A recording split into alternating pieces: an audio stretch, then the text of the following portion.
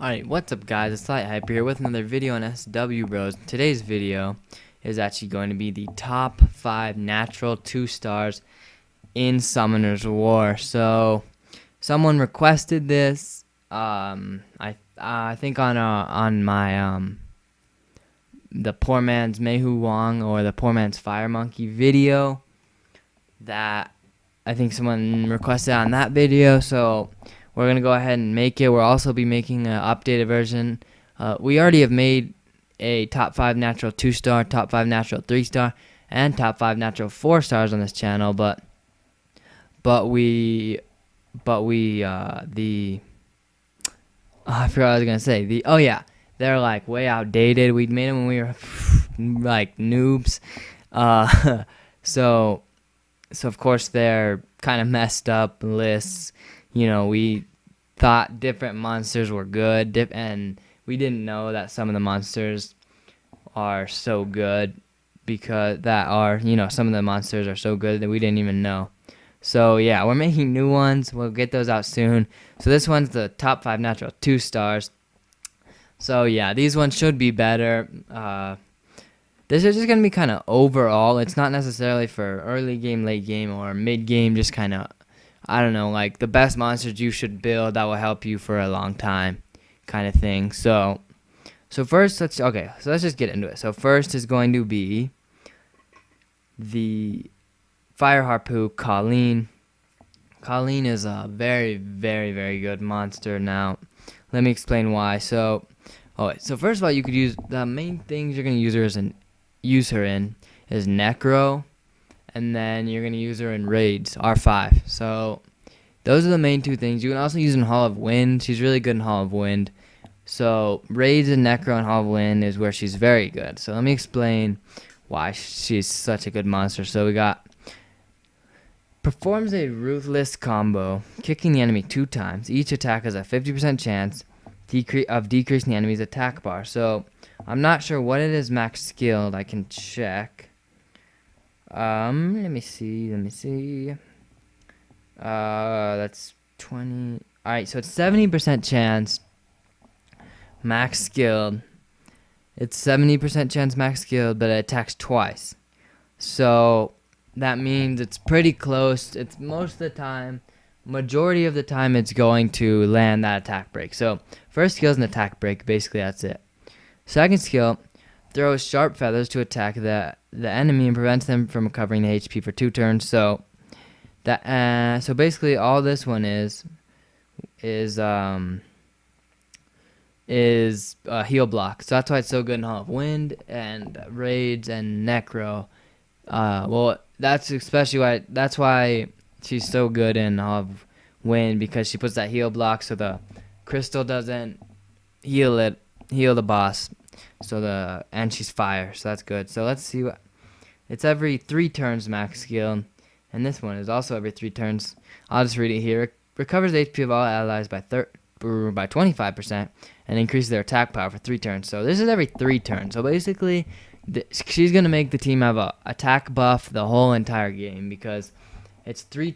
She buffs attack for 3 turns, and then she can reuse it in 3 turns. So unless she's unless she uses like another skill or something, they'll have this most of the game at least every 3 turns, and it heals by 25%.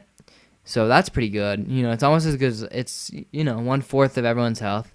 So it's a nice little heal, and then plus attack power. So yeah, so the main places you'll use her in is Necro, Raids, and Hall of Wind.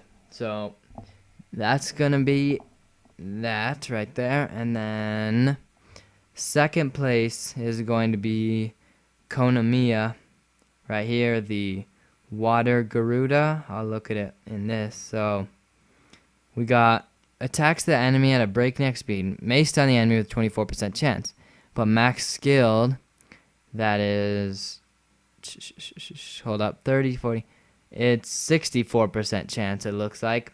So that's actually really good. So it has a 64% chance of stun first skill. Alright, so that's pretty good right there. And then we got fills up an ally's attack bar and strengthens their attack bar for 1 turn. So this can be used in guild battles, like if you have a slow Lucian, for example, or a slow nuker, in a fast Kona, you can boost the attack bar to full for the nuker with an attack buff. So that's good. So that means you could ruin your nuker with a lot more damage because you can rely on this to, it'll be to bring their attack bar up. So that's every 2 turns.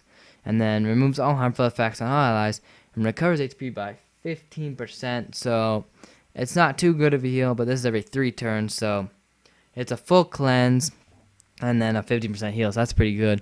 So you mainly use Kona if as a beginner, you can use Kona in like all the dungeons. Every place people use Viramos, you could use Kona as a beginner. So giants, dragons, you could use Kona.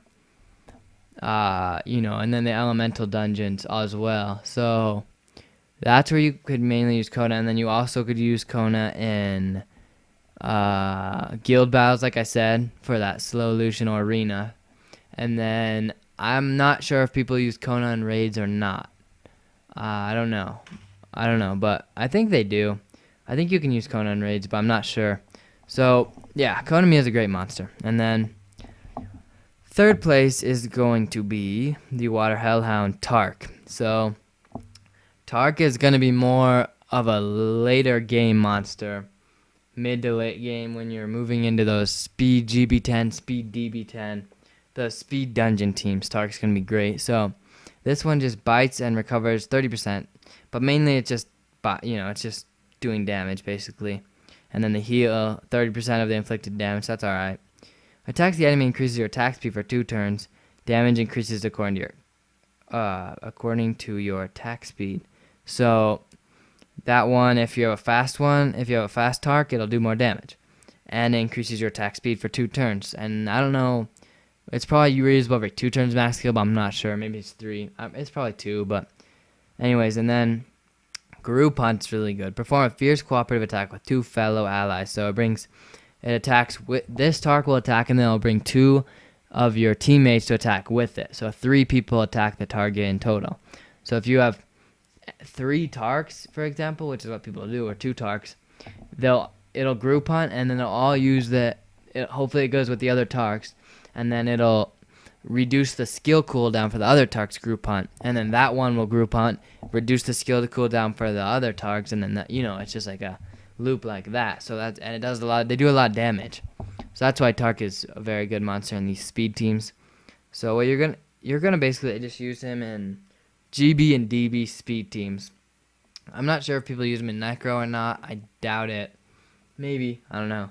And then you could use him in guild battles probably and arena as well. So 4th place we're gonna have Ramagos, however you pronounce it. Most people know about Ramagos. He's just a great monster, especially even all over. At the early game he's good, and when you get late game he can even be good too, with a lot of HP. So basically attacks the enemy, inflicting damage proportionate to your max HP. That's good because you're going to be building Ramagos with as much HP as possible. The attack has a 50% chance to reduce the enemy's attack bar by 25, so that's always nice to just reduce the attack bar. Crouch recovers your HP by 30%, increases defense for 2 turns. So this is also pretty good, just giving you a nice little heal if you need it, and defense buff, so that's good. And this is why Ramagos is so good. So attacks an enemy, inflicting the amount of HP you've lost as damage. You gain extra turn if the enemy dies. So let's say you have a 40,000 HP Ramagos, and they deal 39,000, so your Ramagos has like 1,000 health left. If you use this, it will do 39k damage to anyone you attack. So that's why you want to build him tanky, and then wait till he's about to die, and then clean shot. And then once you kill them, you gain an extra turn, and then you can go ahead and use crouch to heal him again. So that's why Ramagos is so good. That's why he's definitely worth building. And if you're going to build him with a lot of HP. He's great in like guild battle defense and even guild battle offense. Same with arena defense, arena offense. That's mainly where you'll use him, and is in PvP, but and maybe even real-time arena RTA, I'm not sure.